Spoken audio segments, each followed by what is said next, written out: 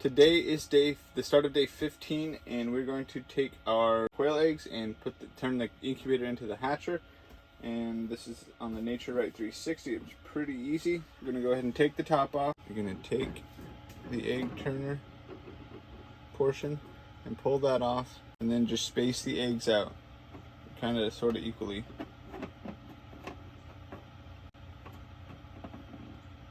And these four are the ones that were kind of iffy, so I'm going to go ahead and candle those ones again, see if they developed any better. Yeah. I don't think that one will hatch. That one didn't do it at all. Oh, good. But those two aren't going to hatch. That's what it's supposed to look like. Oh.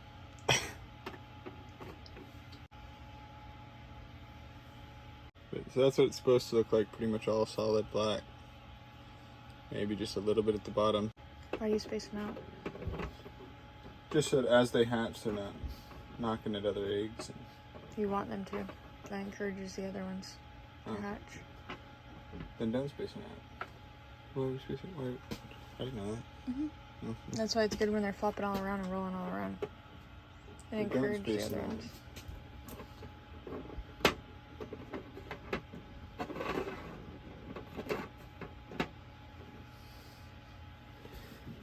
And we'll put the lid back on. There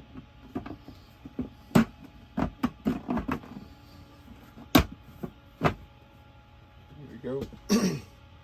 So the temperature stays the same, but we'll want to up the humidity from anywhere from 55 to 70% humidity. It's kind of the window. And we were at 53, so it was just a hair high this morning. So go ahead and add some water.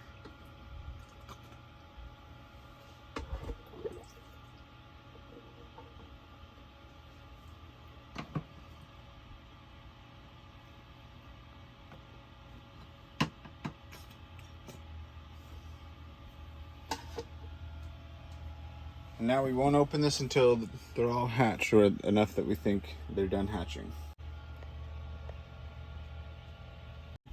And the last step we're going to do is we're going to go ahead and unplug the egg turner. That way it's not just continuing to turn, even though there's no, what's it called, rack in there.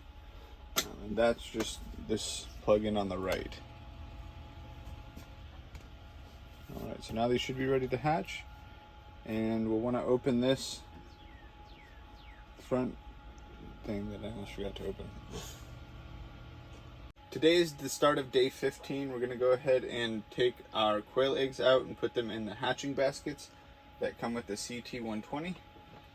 So we're going to open this. We're going to unhook our rack that we have and take the whole rack out. So we're going to go ahead and put all of these quail eggs in this hatching basket.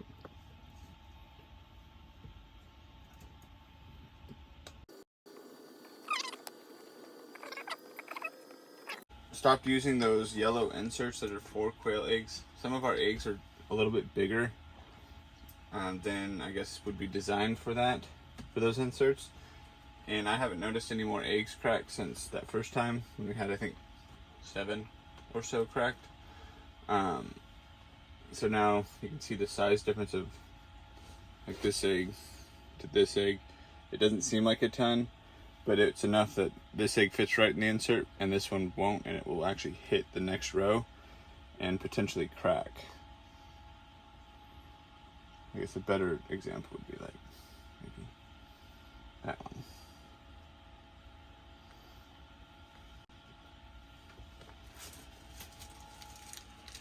Okay, so now this will stay out. Go ahead and, whoa. I don't like that. My bad.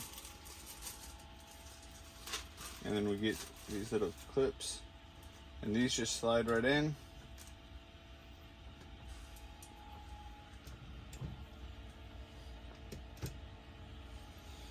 And then we'll put another basket right on top. Give it just a gentle squeeze. All right. Now this is ready to go back in the incubator.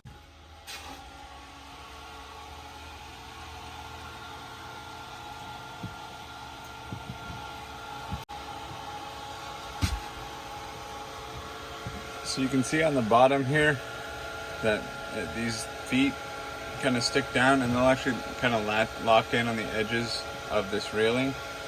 If you don't feel them latched, you can they'll actually slide down like that.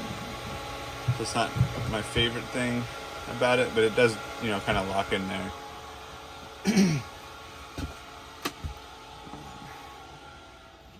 So now we're done here.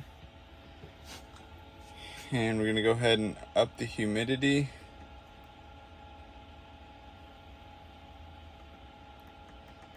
Up to 65%. And now that will kick on and up the humidity. So we'll leave this in here for another 3 to 4 days. Let all the eggs hatch. That'll be the start of day 19. And then we'll open it and check. We don't want to open it too soon where we prevent some of the eggs that have pipped from actually hatching completely.